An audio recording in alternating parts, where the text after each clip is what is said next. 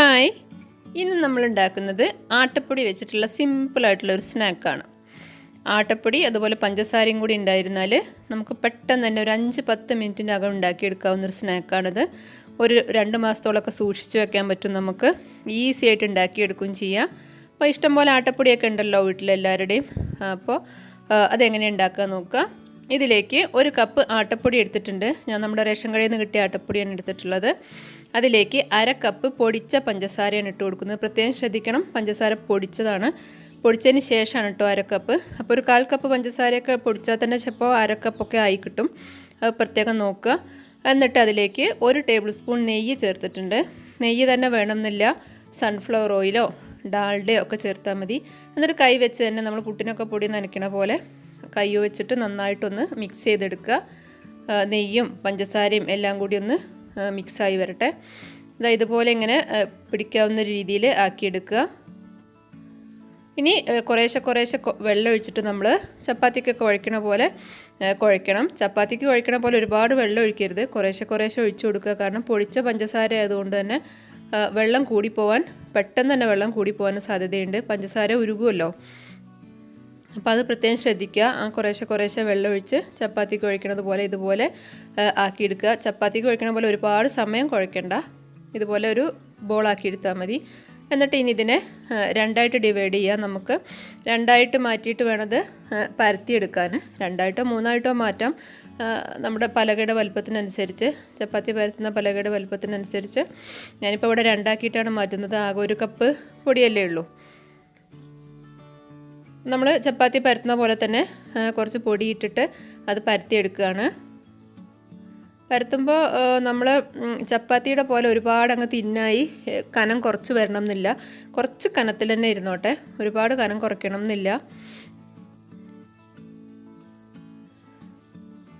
ഞാനിപ്പോൾ 2ആക്കി എടുത്തപ്പോൾ അത്യാവശ്യം നല്ല വലുപ്പത്തിലുള്ളൊരു ഇതാണ് കിട്ടിയിട്ടുള്ളത്. ഇനി ഇതിനെ ഒന്ന് ചതുര ഷേപ്പിലാക്കി എടുക്കണം.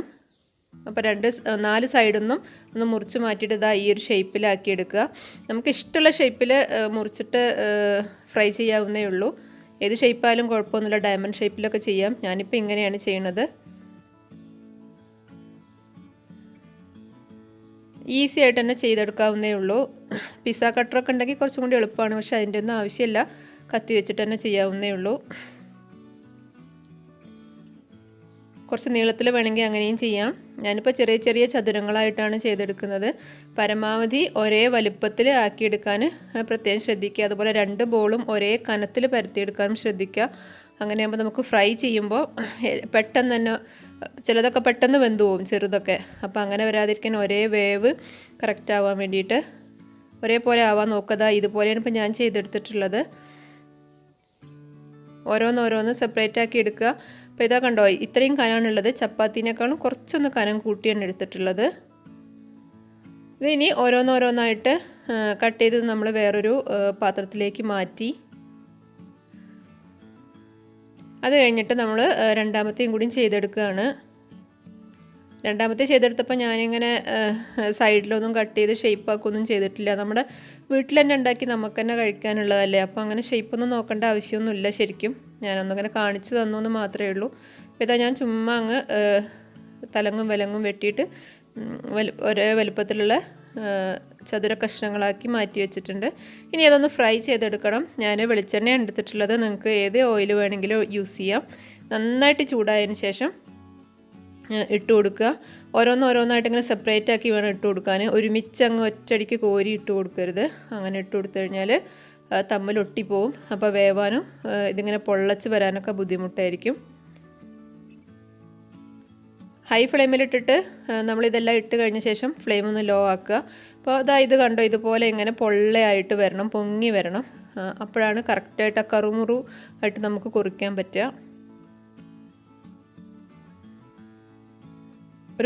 ഏകദേശം ഒരു ബ്രൗൺ കളർ ആകുമ്പോഴാണ് നമ്മൾ കോരിയെടുക്കുക. കുറച്ച് കട്ടിയുള്ളതുകൊണ്ട് വേവാൻ കുറച്ച് സമയം എടുക്കും. നമ്മൾ ചപ്പാത്തിനേക്കാളും കുറച്ച് കനത്തിലാണല്ലോ പരത്തിയിട്ടുള്ളത്, അപ്പോൾ കുറച്ചൊന്ന് സമയം എടുക്കും. ഇപ്പോൾ ഏകദേശം ഒന്ന് ബ്രൗൺ കളറായി വന്നിട്ടുണ്ട്. പെട്ടെന്ന് തന്നെ അങ്ങ് കോരിയെടുത്ത് കഴിഞ്ഞാൽ, ഹൈ ഫ്ലെയിമിലൊക്കെ ഇട്ടിട്ട് പെട്ടെന്ന് തന്നെ കോരിയെടുത്ത് കഴിഞ്ഞാൽ അകത്തൊന്നും വേവാത്തൊരു പ്രശ്നം വരും. അപ്പോൾ ഞാൻ ഒരു ബാച്ച് ചെയ്തെടുത്തു. അപ്പോൾ അത് കോരി മാറ്റിയതിന് ശേഷം ഞാൻ അടുത്ത ബാച്ച് ഇട്ട് കൊടുക്കുകയാണ്. ഇട്ട് കൊടുക്കുമ്പോൾ അത്യാവശ്യം സ്പീഡിൽ ഇട്ട് കൊടുക്കുക. ഓരോന്നോരോന്നൊക്കെ ആയിട്ട് ഇടുമ്പോൾ എന്താണെന്ന് വെച്ച് കഴിഞ്ഞാൽ ഇപ്പോൾ ഇത് കണ്ടോ, നല്ല ബോളായിട്ട് പൊങ്ങി വന്നിട്ടുണ്ട്, നന്നായിട്ട് പൊങ്ങി വന്നിട്ടുണ്ട്, പഫായിട്ട് വന്നിട്ടുണ്ട്. ഓരോന്നോരോന്നായിട്ട് ഇട്ട് കൊടുക്കുമ്പോൾ നമ്മൾ സ്പീഡിൽ ഇട്ട് കൊടുത്തിട്ടില്ലെങ്കിൽ ആദ്യം ഇട്ടതൊക്കെ നല്ലതായിട്ട് പൊങ്ങി വരും, പെട്ടെന്ന് വേവും, കളറ് മാറും. അവസാനം ഇട്ട് കൊടുക്കുന്നതൊന്നും ആവില്ല, ശരിയാവില്ല. അപ്പോൾ അത് ചെയ്യരുത്. കഴിയുന്നത് അത്ര സ്പീഡിൽ ഇട്ട് കൊടുക്കുക. അത് ഞാൻ അടുത്ത ബാച്ചും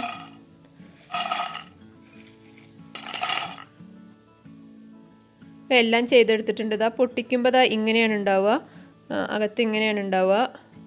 കറുമുറ കുറിക്കാൻ നല്ല അടിപൊളി സ്നാക്കാണ്.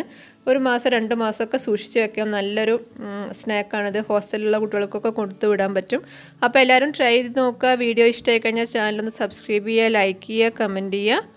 വീണ്ടും നല്ല വീഡിയോ ആയിട്ട് ഞാൻ വരും. താങ്ക്